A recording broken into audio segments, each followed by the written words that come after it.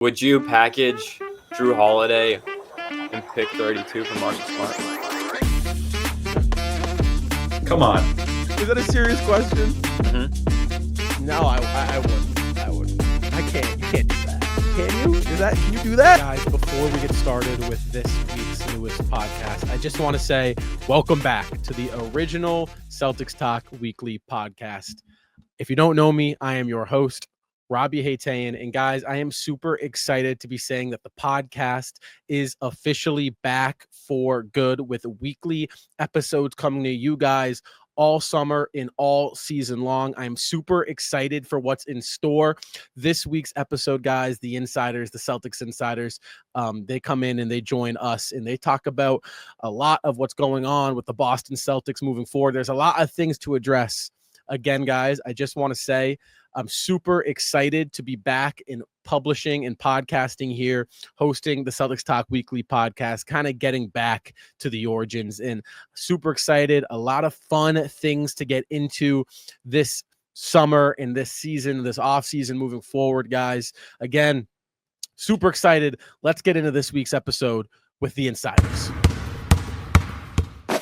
So the Celtics insiders, Sands and Zach Sullivan. Guys, how we doing? Welcome back. Good, man. Thanks for having us on, Rob. And obviously, we have a big off season ahead of us, so I'm excited to break it down. Always a pleasure, Rob. Thank you. We do. I'm excited. Unfortunately, it's weird because normally it's kind of we've gotten accustomed. I guess at this point we weren't accustomed, but like start of June, end of May, it's like we're so occupied with Boston and the talking Celtics playoffs. And this year it's like, well, hold on, it's May. Why are we talking off season? So it was weird. It was an adjustment this year because we're so used to playing late. But overall, guys, draft night's coming up and the Celtics are in a very unique situation right now. Before I kind of talk and dive into draft night as a whole, I'm interested into hear your just kind of overall, if the summary on the playoffs, the season, just your thoughts on what kind of transpired towards the end of that Knicks series. I like the way Keith Smith put it. He said the Celtics are now paying their rent on their 2024 championship.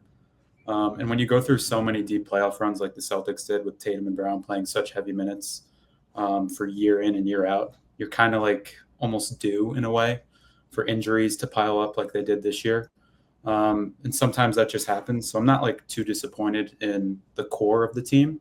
I think this is kind of just what you expect and what happens when you win a title and you work for a title for that long. So I'm pretty hopeful moving forward that once Tatum and Brown recover, everything's going to be all right here. Yeah, I think my biggest takeaway is, winning is hard. Like winning in the NBA is just really hard. You don't have like 5 good players anymore that just win it. Every year there's different teams. There's so many different deep teams, and man, you need a lot to go your way to win a championship. First off, you need to have a good regular season. I feel like you need to close the regular season on the right note. Then you have the health aspects, which obviously didn't play into the Celtics' favor this year. So it's just like winning's not easy, man, and you never know what you're going to get in the NBA. It's kind of my takeaway for the entire year. You don't. We were the favorites, the right-on favorites for. To even go down 0-2 to the Knicks, it was just ridiculous, and to lose the series, you never know. You're right. You just don't know in this league. Now you got Indiana and Oklahoma in the finals. Oklahoma, yeah. Indiana, it's like what? Guys, let's get into draft night because this, to me, for the Celtics, is the most important night of the offseason because you got to acquire talent without spending a lot of money, and you got to cut salary. That's kind of the name of the game for the Boston Celtics right now. So when you look at Boston and you look at the NBA draft, what exactly are you expecting? What is it going to look like for the Boston Celtics draft night?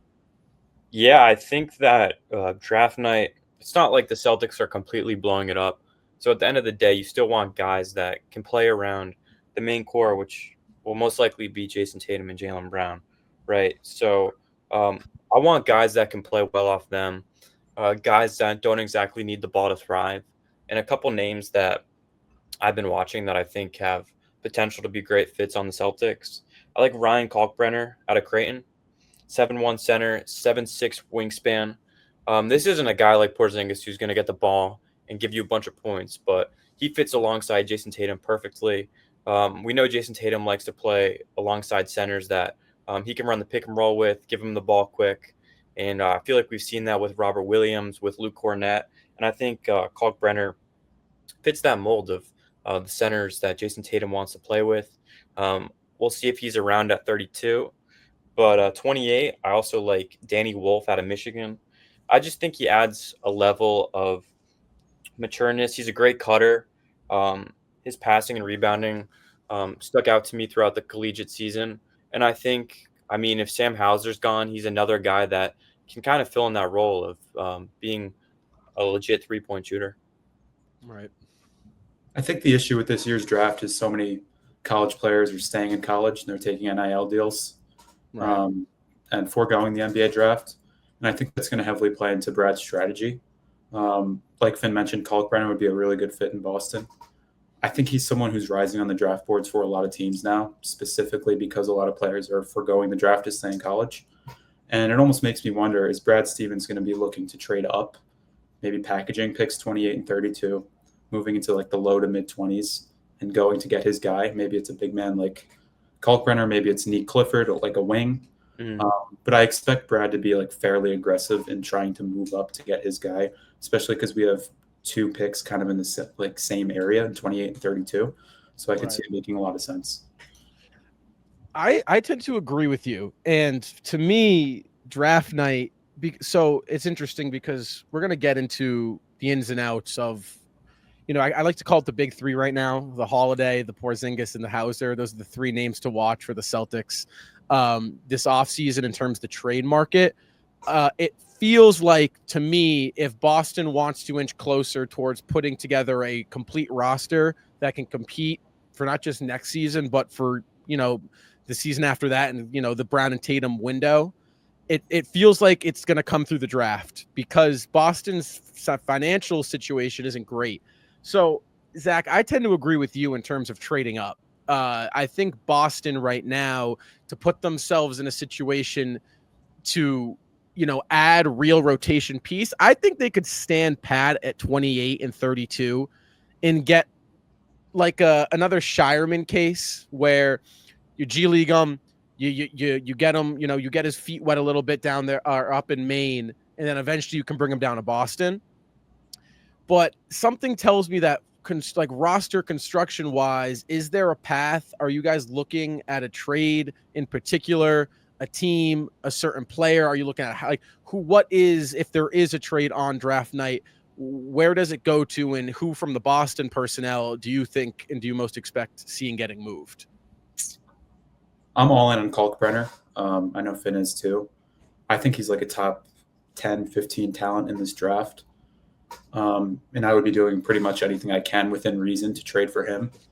There are 7 teams in the league that have a traded player exception that is bigger than Sam Hauser's salary, meaning that the Celtics can effectively dump Sam Hauser to one of those 7 teams, one of which are the Atlanta Hawks picking at 22 for nothing, just for that one draft pick. So I think Sam Hauser is a really like prime candidate to be traded on draft night, like in the middle of the first round. Mm-hmm. I would agree. I think that Hauser would most likely be moved. And I also think it's important to note that the Celtics' approach in this draft probably revolves around adequate replacements for either Sam Hauser or Al Horford, Kristaps Porzingis, guys that can fill in those roles. And I think we've all kind of accepted that moves have to be made, and draft night will kind of be like the first domino that falls. Right. I tend to agree. I tend Sam in my head, and maybe I'm crazy, but I was looking at mocks this morning, and ones that stuck out to me is, well, Brooklyn is in my opinion, the prime candidate to kind of attack 4 picks. Now, the unfortunate situation is that Brooklyn is in such a rebuild mode that I'm not sure if any of these players, such as Drew, Porzingis, or Hauser, are going to appeal to them. But if I'm Brad, I'm calling Brooklyn, and I'm trying Hauser and pick 28 to maybe get 19.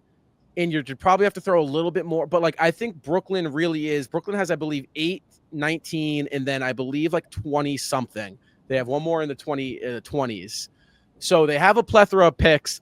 You might see Brooklyn try to move those picks for a bigger name. You're seeing Durant and Booker, like, just names like that, where Brooklyn might try to package some of those. But I do think it's worth calling Brooklyn and saying, listen, Hauser, pick 26 or pick 28. And maybe something else to spice up the deal. Maybe throw in Tillman. I don't know, right? Something to potentially attack Brooklyn. I love Atlanta. I think Hauser in Atlanta makes a lot of sense. I think that he kind of fits what Atlanta has going on there. It's an easy swap for 22.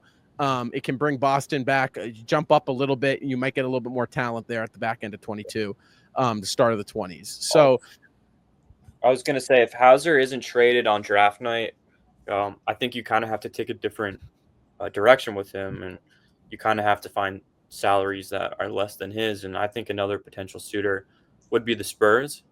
I think shooting around Wemby this season or next season is a top priority.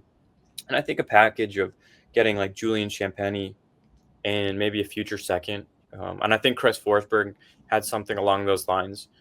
Could be a pretty good deal for the Celtics when you consider the upside with Champagnie. I think his contract is 3 years, $5 million. So to get something back for Hauser, if they can't get a deal done on draft night, I think that would be a pretty good option. I definitely could see the Spurs kind of trading with the Celtics this offseason because they're in kind of a win now mode. But I want to circle back to what you said about the Nets, Rob. Right. The problem with that, while in theory it makes a lot of sense, and on paper you're like, yeah, let's do it. Mm-hmm. Nets are the only team in the NBA with cap space right now, and they're almost going to be like the poster boy for dumping contracts. I think like 28 teams are going to be calling Sean Marks in Brooklyn and being like, can we give you our bad contract? So I'm not sure how much they're going to be looking for a Sam Hauser type. I think they're more looking like, can I take a really bad contract and get a significant like draft compensation package in return for taking on a bad contract? And Sam Hauser just doesn't fit that to me. Yeah. So like what OKC did a couple years ago. Yeah, exactly. Yeah. Do you think they would take on Porzingis? Is that a player that you could see them? A 1 year expiring, they eat the contract. But like again, are you trading and we'll get into Porzingis, but for Brooklyn's perspective, like would you trade? You wouldn't give up 19 for a player like Porzingis. I don't think so. I think we would have to like compensate them and give them a first round pick for them to just Porzingis. Which is not which is not. No, and we're going to get into Kristaps, but let's get into Sam because Hauser is, in my opinion, like he's which is interesting. He's, I think, the easiest guy to move because his contract's kind of like, fairly easy to get rid of. You just signed that 4-year, $45 million extension.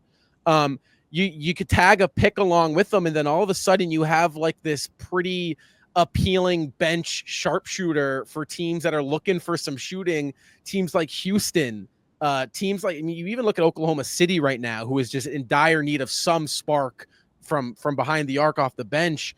You got to kind of have the Lakers, the Warriors, teams that are in need of this. It feels like Hauser fits teams' needs, and in that, to me, it makes him the easiest guy to move. So this is a 2-part question. One, is Hauser definitely on the block? Is he out of here? And 2, what packages are you seeing out there for Hauser that you think are appealing? I mean, trading Hauser will ultimately save the Celtics $80 million. So I feel like it's pretty safe to say that he's out the door. Also with Baylor Shireman, I feel like he showed flashes at the end of the season where he has Sam Hauser potential shooting, and he also has a little bit of a dribbling bag. So I got to respect that. But as far as the Hauser package, if he doesn't get traded on draft night, I still like dumping him to the Spurs for Julian Champagnie and a future second or a 2025 second, depending on if it's before the draft. Well, I don't think Baylor can really be a Sam Hauser replacement just because the defense with Baylor, to me at least, isn't there. I'm almost positive Hauser will be moved.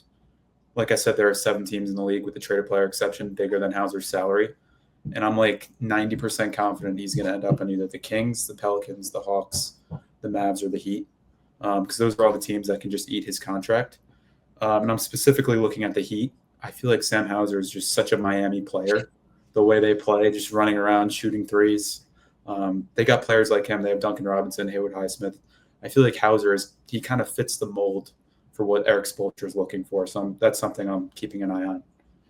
So you say Sacramento, and this is one that I want to circle back on because it fits in with Drew Holiday as well. And to me, Sacramento is the team to watch because it looks like they're trying to acquire a guard, which Drew Holiday has been a name that has been mentioned a couple times now. Actually, the three names that were mentioned today, I'm not sure if you guys saw this report. The three names that they're all former C's. It was Smart, Brogdon, and Holiday. And I was like, are you serious, Sacramento?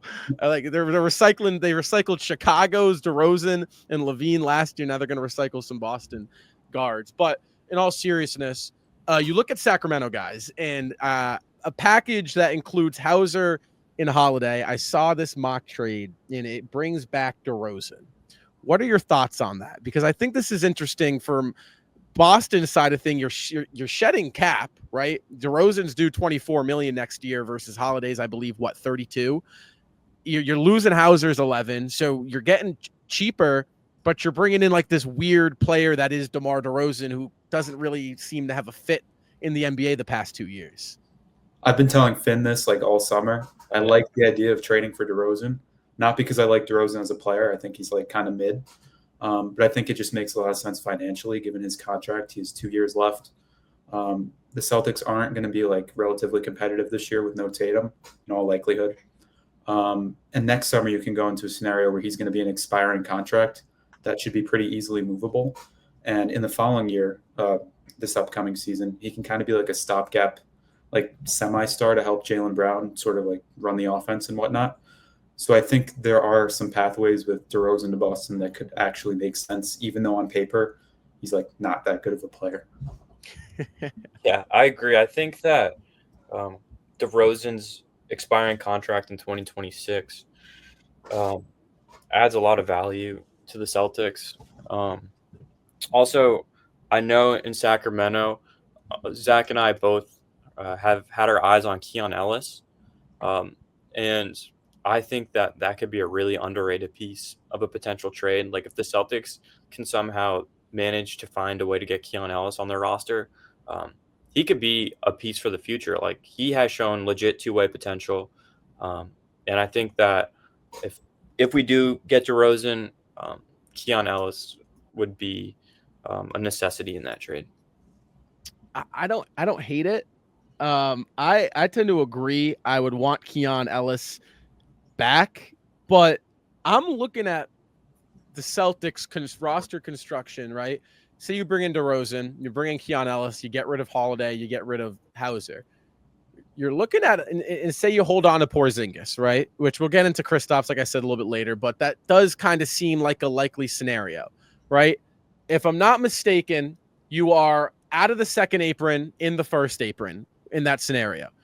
You got a starting lineup that is what? You got White, DeRozan, Brown, Porzingis, and then maybe either Keon or Pritchard. You don't really know who that last slot, but like you're looking at a team that is like, are we quietly like a 4-3 seed in the East if things go right?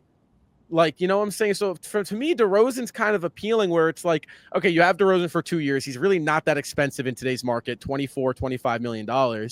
You kind of put together a roster, if you can bring Ellis in, that's like kind of like weirdly like frisky and competitive in like a weird East if everyone stays healthy. And to me, it's really appealing but Ellis, like you said, Finn, I do think Ellis is the key to make that like whole thing work, you know? Otherwise, it's just like, okay, DeMar DeRozan for 2 years. Mm-hmm. I think the scenario you mentioned with keeping Porzingis and trading Holiday and Hauser for DeRozan, I'm pretty sure that would still keep them in the second apron. Whatever. So, yeah, I think they would have to make at least one ancillary move in that scenario, and Porzingis is the obvious candidate there. Right. So let's then Drew Holiday. This brings us into Drew Holiday too, because to me, Drew's and maybe I'm off here, but to me, Drew might be the hardest guy to move. I mean, Porzingis Porzingis, from what it sounds like, has been pretty difficult. But guys, Drew Holiday, you look at kind of his past year, his age showed. It looks like the wheels were kind of not fully there. You hear rumors that Boston's looking for a first-round pick. Where are you guys at with Drew? Is again kind of same question. Expectations. Is he going to get moved? If he does get moved, let's talk suitors for Drew Holiday. I would say that Drew Holiday at this moment still has more value than Porzingis does. I think that when teams are trading for Drew Holiday, they kind of have, besides Sacramento, I guess, they kind of have that mindset where we just need one more piece to get us over the hump, kind of like the Celtics in 2023. So I think that any Drew Holiday suitor is probably like on the contending side. I don't know, like it kind of confuses me why Sacramento wants him so badly, but like I think that like that package we talked about earlier with Drew and Hauser is plausible, and I don't think that Drew Holiday's contract is as bad as we think, especially compared to that of Porzingis's. I don't know. I kind of disagree with you on that. I think a 35-year-old at 3 years, $104 million or whatever it is in this new CBA where you're effectively hard capped at the second apron. I think that's really scary for a lot of mid-market teams that may be looking to acquire Drew. I think with Porzingis, the fact that he's on an expiring contract and maybe you can get him on like a team-friendly extension after trading for him kind of makes him like a more desirable trade candidate and maybe a more likely trade candidate than Holiday this summer. But that's just me. It's Holiday I'm so on the fence about, because to me Holiday next season is not unappealing, right? You get him, and for a team like Houston, Houston in my head, there's like 4 teams, they're all in the West that I'm like, okay, Drew Holiday makes sense there. It's Golden State. You don't really know if they can afford him because you got Jimmy Butler, Steph Curry, and Draymond Green you're paying over there. You got Houston, and Houston's in a weird situation too because you're paying Sengun, you're paying Jalen Green, and you're paying Fred VanVleet. And then LA, and it's like LA, if you want to acquire Drew, you got to give up probably Austin Reeves and Dorian Finney-Smith. And then at that point, it's like, is it even worth it for LA? And then the last team being Dallas, or I guess Sacramento now because you hear the new rumors, but Dallas and Sacramento, it makes a lot of sense. It's a Kings move. The Kings, it's like the epitome of, okay, it's going to keep us kind of in that 7 to 10 play-in range. And, you know, it's another name that ticket sales will go a little bit up.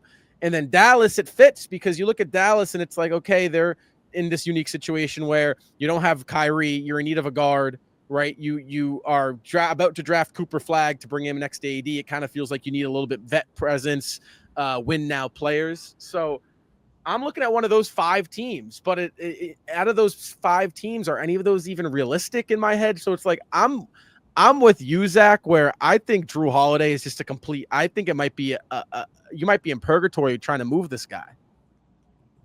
Yeah, I think the market with him is going to be pretty small. I do think the Mavericks could be a realistic scenario. There's been a lot of talk on like, is there a PJ Washington and Daniel Gafford for Drew like framework? Right. I think that could make sense given Nico Harrison's comments about defense and how much he loves defense. Maybe he's like a Drew Holiday type of executive. So I think the Mavericks are someone to watch for Drew. Mm-hmm. I also think that PJ Washington and Gafford too, next season, like that's solid depth to help Jaylen Brown as number 1 option. Like I think PJ has shown that he can get you 15 to 20 on any given night, and Gafford's certainly a playable big. So when you look at it in that aspect too, like there's definitely a level of sense. I feel like, to me, Drew's a player that he can still contribute to winning basketball, but at this point, is the return worth it? And I do think that's like outside of Hauser, which I mentioned this at the start of the show, which is like the one piece that you kind of like, okay, the return's probably always going to be worth it because there's some value, like there feels like the value's there. But for like Drew, like Drew's appealing, right? Drew is probably appealing to these teams, but I don't think they want to give up much to get Drew. If Boston's willing to kind of salary dump Drew Holiday, I think a lot of these teams are going to go in for it, right? Okay, a salary dump for Drew, we'll take him. He can help us win some games.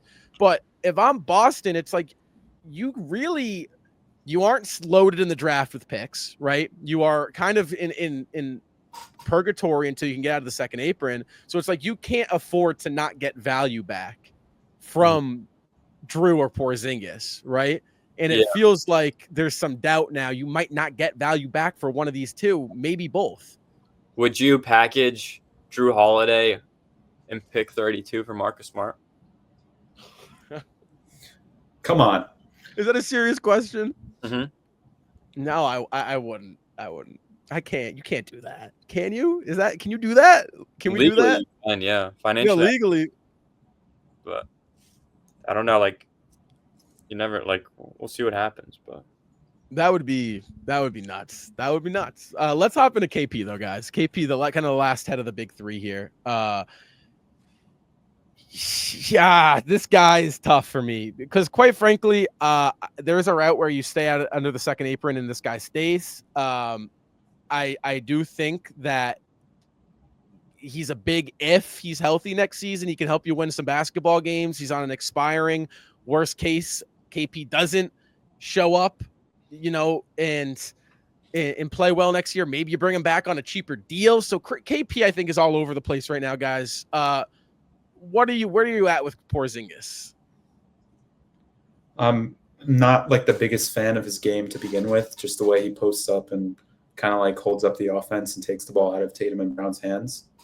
But I do think he will have a market simply because he's on an expiring contract and the Celtics can look to almost take back another team's problem. It can be like a problem for problem trade where we're taking on, I don't even know, like a Bogdanovich for Kristaps, like send Kristaps to LA. I think there are at least like 10 or 15 teams that if Brad proposed a deal in that like framework where we're taking on longer term money, it could actually work. So I'm kind of in on like definitely trading him this offseason. Yep, I would agree. I also would back Zach on the fact that I don't love his game. I think Jayson Tatum especially plays better with the center that he can do more of a pick and roll with, that always looks to get the ball back to him, almost like a Luke Cornett. And as far as a package comes, I mean, I saw a Bleacher Report. I sent it to Zach. It was like, I think it was Rui Hachimura, Maxi Kleber, and 2 second-round picks or something like that. And I don't know in what world that the Lakers actually go through with that. But, I mean, I would definitely do it if that was an option for Brad. Here's my thing with KP. I think Kristaps Porzingis is if he could stay healthy, I love his game. I'm gonna go on the opposite end of the spectrum here for you guys than you guys. I actually really do. I like what Porzingis brings on the spacing factor. I like him as a high pick and roll. I do. I don't like him as a diver. We saw that in the playoffs. He was virtually useless diving. But I do believe there's pick and roll value or pick and pop value there. My problem with KP is that I'll be interested in what you guys have to say about this, but in a year in which you don't have Tatum, who has been Mr. Reliable in the Iron Man for this team, right? You can't afford players who aren't available. You just can't. You can't do this whole KP sits one night, Al play, like this whole like flip-flop back-to-backs. Like, you need players that can play 70 to 80 games. Like, you just kind of need that. And to me, it's like, okay, well, talent-wise, Porzingis, he gives you 20 points per game. He's a good shot blocker. He can rebound the basketball good enough. Defensively, he's kind of switchable, but not super switchable. But to me, it feels like the guy just, like, let's just face it, he can't stay on the court, right? In a season where, like last year in 2024, and even during this regular season, we could get by with that, right? You had the depth, and Tatum's on the floor, and we're really good when Tatum was there, and Tatum made up for a lot of Joe Mazzulla's mistakes and a lot of the other guys' mistakes. But next year, you don't have that. And to me, that's like the biggest thing with Kristaps. If Kristaps was playing 70 games a year, I'm all for it. You can't afford it. I mean, he's missed half of the games in a Celtics uniform, that's worth something, right? Yeah. And the sickness, I think the whole sickness thing in the playoffs kind of put me over the top where it's just like, I mean, he's a phenomenal player when he's on the court, but there's never going to be a season where he plays 70 games.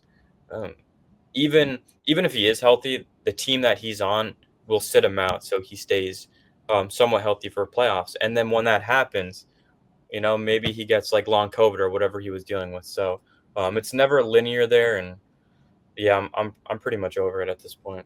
Would you guys consider the nuclear scenario of waiving and stretching him if they aren't able to find a trade package and no one really wants Drew Holiday, and you can get off his deal now and you'd only have to pay about $10 million and it would be stretched over 3 years. So almost get under the second apron by waiving and stretching him alone. It's tough to say because I guess I'm going to go question to question for you, because I guess for me, it's like, how bad, if you like, what is next year? What does it look like for you? Because if you waive Porzingis, right, and you stretch that out, then what does this team look like? It's like, are we okay with being bottom of the barrel for a year? I would be fine with that. I think it's probably going to end up that way anyway. Like, what's the point of being a 7 or 8 or a 9 seed? I feel like, right. I love Jaylen Brown. I think he's a good player, but I don't think he can like be the number one option on a home court playoff team. So I think it might be smart to kind of take a strategic step back for the year. And who knows, maybe that involves waiving Porzingis. I think it's like a last case scenario, but it's just another possibility that could happen this offseason, I think. Would you rather do that than him return and play for a year? Would you rather waive him and just lose him? I'm like pretty down on Porzingis. Okay. I haven't heard that. So that's like, I haven't heard that. Like that's a route I haven't heard anyone propose. He's the post-game comments after all these games he's missing, like he's holding up the offense. I'm just sick of him like being out literally like every other game.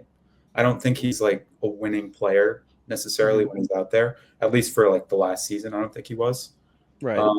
And like, these are the types of players you cut ties with. Like, why are we paying a guy $30 million to play 40 games? Right. No, that's fair. And that's alone to me. I do think there was an arrogance with Kristaps this season. I that's a phenomenal point.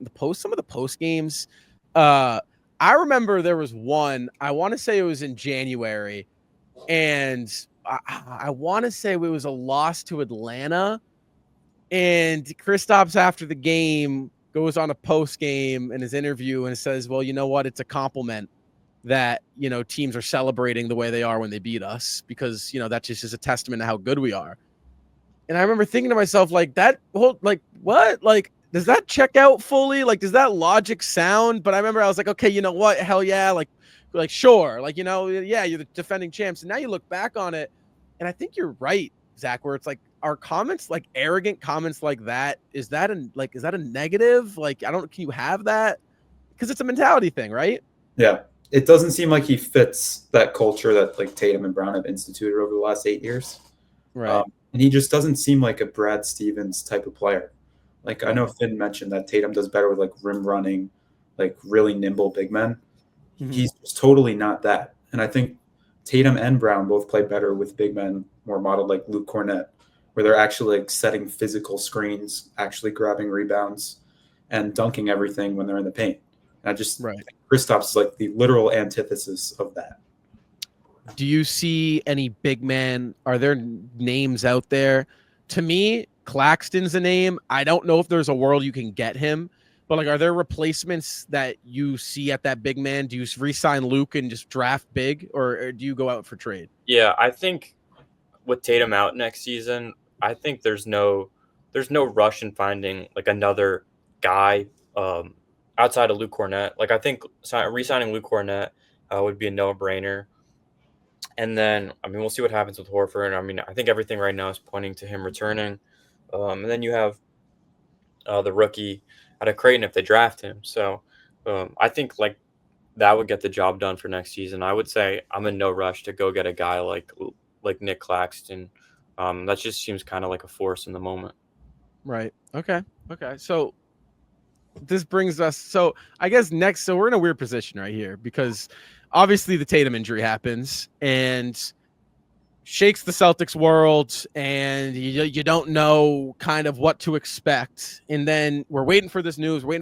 And you guys know how it played out. And the next day, the news breaks, not that he tore his Achilles, but that he had successful surgery to repair the torn Achilles, which is very unusual. Normally, it's right around 2, 3, 4 days after that injury. Guys, a report came out that you might see Tatum back next season. Couple factors have played into it. Kobe, role model, this, that, whatever it might be. For you guys, what is your ideal path to recovery and return for Tatum? Because, well, Zach, I can already get a sense. You're going to tell me right now you want to see him out for the year. I can already tell. I'm in support of whatever the doctors say, but if it's kind of like in this scenario where it's borderline and maybe he can come back, maybe he won't, I would rather him just not play. Get a good draft pick, make some good trades this summer and next, then kind of retool for the following season. Mm-hmm. I think that there's a couple things that play into it. First off, if the Celtics are just having a very mediocre year next year, there's no reason to bring him back. And then the other thing is that when you look at Achilles injuries in the history of tearing your Achilles, there's one player that we should all be looking at, and it's Kevin Durant.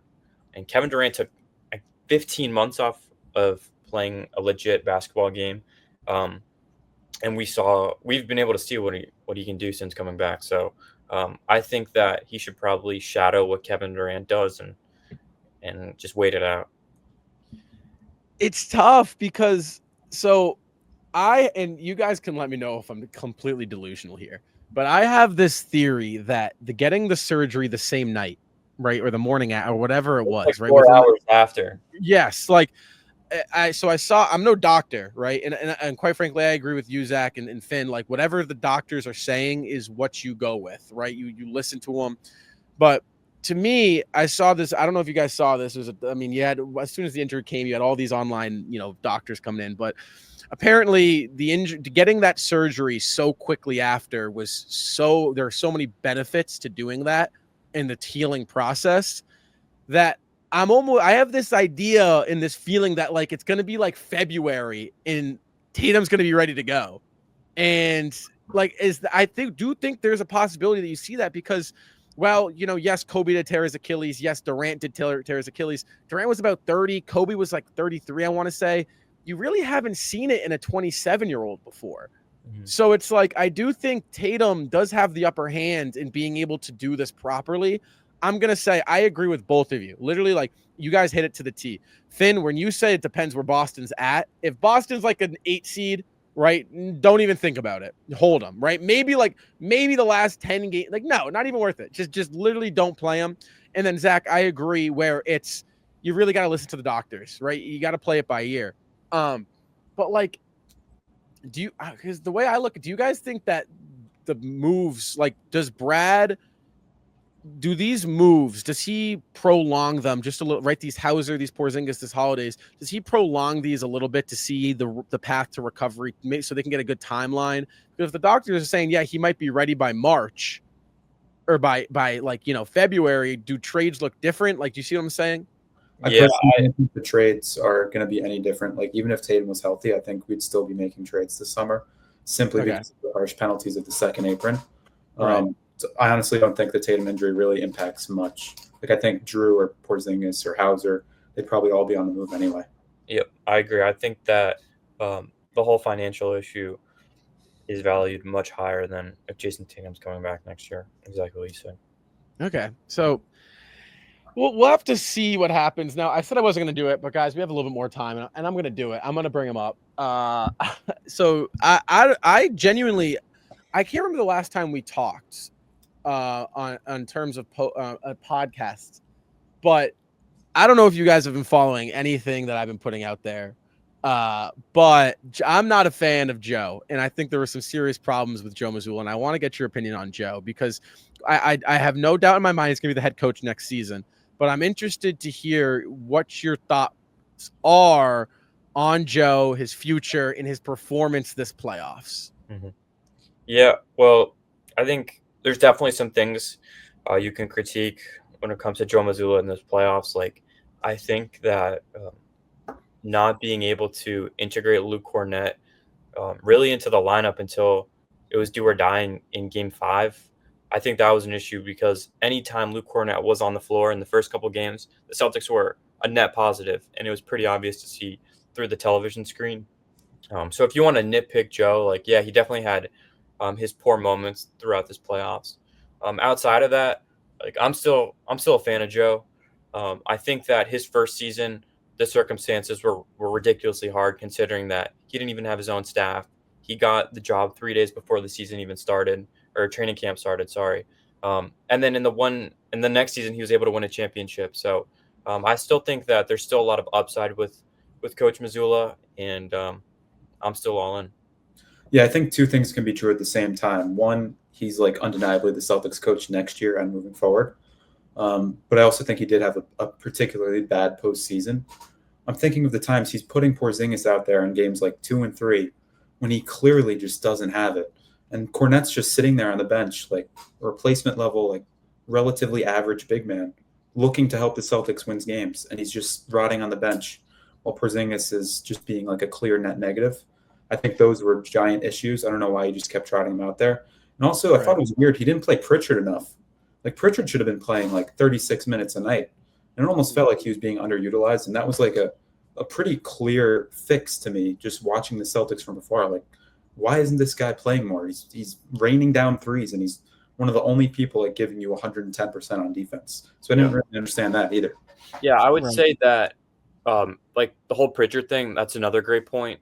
In the one game where he did play a lot, I think it was Game 3 at MSG, and he had like 20-something points, and he was maybe the Celtics' second best player. So I thought that was a great point. And then Porzingis too, like there was this whole issue where the Celtics needed rim protection, and Porzingis' numbers had dropped dealing with long COVID or whatever it was. And Luke Kornet, like anytime he would get in, it felt like he had a timely block. And then finally, when he did get all those minutes, what do you have, like 7-8 blocks in Game 5? So I think that's definitely a mishap to point out. And then Mazzulla's going out there in the postgame saying Kristaps can't breathe, and he's still putting him out there the next game. Yes. No, it was really bad. And there's like two factors for me that like drove the Celtics to eventually fall to the Knicks in the second round. Injuries was one, and the second one was Joe Mazzulla. Like, quite frankly, those were the two biggest, like the two biggest problems for me. What the telltale sign, it was Game 3 against Orlando. They had, for the first time, lost a game in the playoffs, right, with this core, with the Porzingis, the Holiday, that team. They had lost a game in the playoffs that was extremely winnable, and they kind of had control of the game. And they did like a classic, like they couldn't generate. It was just something we hadn't seen before. And I think there was a certain lack of creativity with Joe Mazzulla from an offensive standpoint. The high pick and roll was being defended in both series to a T. I mean, shout out to Jamal Mosley, and unfortunately, it's a shame, but I'm blanking. Oh, come on. Tibbs? You guys got Tibbs. Thank you. Shout out to Tibbs too. They played the high pick and roll to a T, and I'm sitting there and I'm thinking to and they tried a couple different high pick and roll actions to get Tatum onto the switch, but there was just no creativity from Joe. And I think in year 3, I would have liked to see a little bit more creativity out of him. Again, who's to say it's not developed? But my biggest thing with Joe Mazzulla, and this is it right here, and to me, it was bad enough to get him fired. Obviously, it won't happen. But Game 2 of the second round against the New York Knicks, to lose Game 1 in the fashion they did was bad, right? Like, that was terrible. It was bad. But you figure it's a Game 1. It happens, right? You lose a lead. Shots didn't fall. You know, you live with that. But Game 2, guys, was a carbon copy to the T. Play style, coverages, offensive schemes, shot selection, game script was a exact copy of Game 1. And Game 3 we won was a carbon copy game script of Game 2.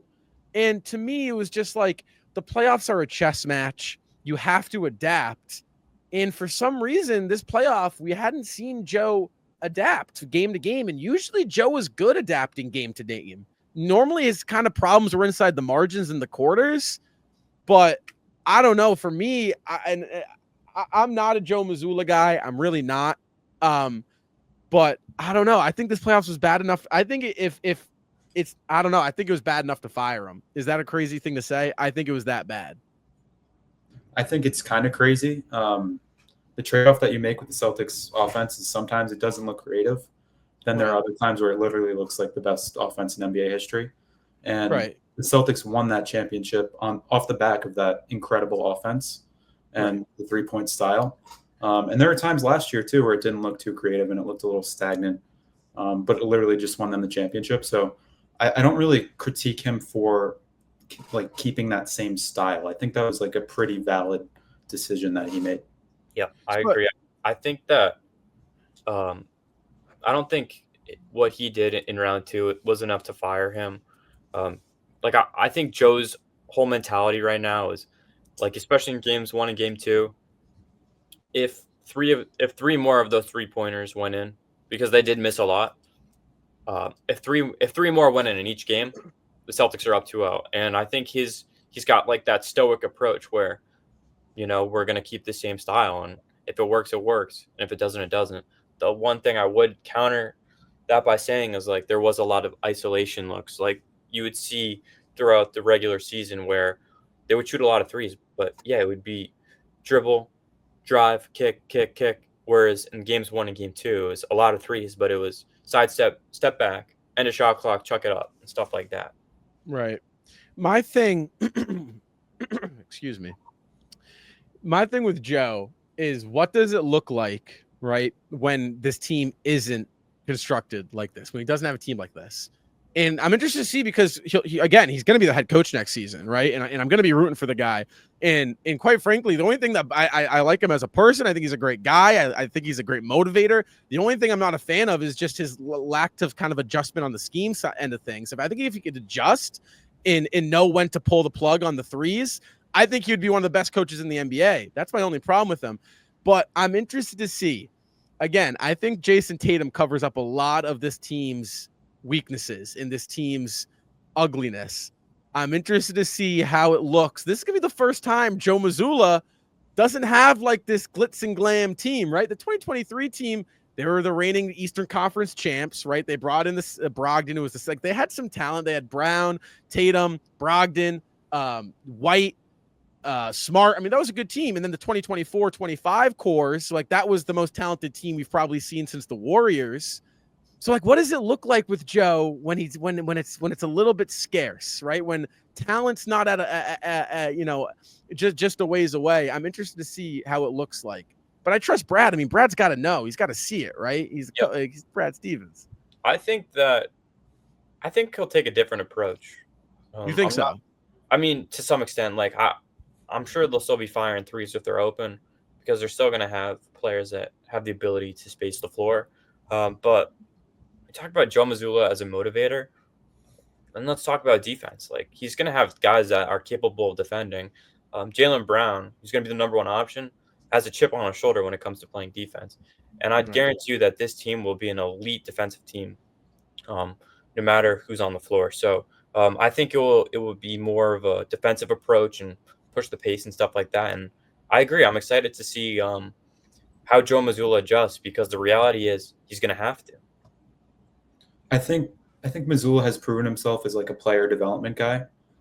Thinking back to 2022, 2 players, Pritchard and Cornette, both those players were on the 2022 team. You compare them to what they are now. I mean, they've like at least 10x their value on the basketball court, and they did that with Joe Mazzulla. Hauser too. Hauser as well. Yeah. Hauser's another one. I've always have been and always will be a quality over quantity. I don't care how many threes the Celtics take, right? I just want to clarify that. I don't care if they shoot 65, as long as they're 65 good looks, right? Like I will say that. So it's going to be interesting. It's going to be, again, this offseason, what next season brings, we're in uncharted territory. It's kind of weird for the Celtics. But guys, that has done it. We're at our time for today's episode. Just shout out to the insiders. Guys, I'm going to link all of their stuff down below. I don't really need to because odds are you're already following these guys. But if you're not, go check them out. I'll have all their socials down below in the description. Again, guys, thank you so much for joining. Thank you for watching or listening, whatever that might be, guys. And until next week, as always, go Celtics.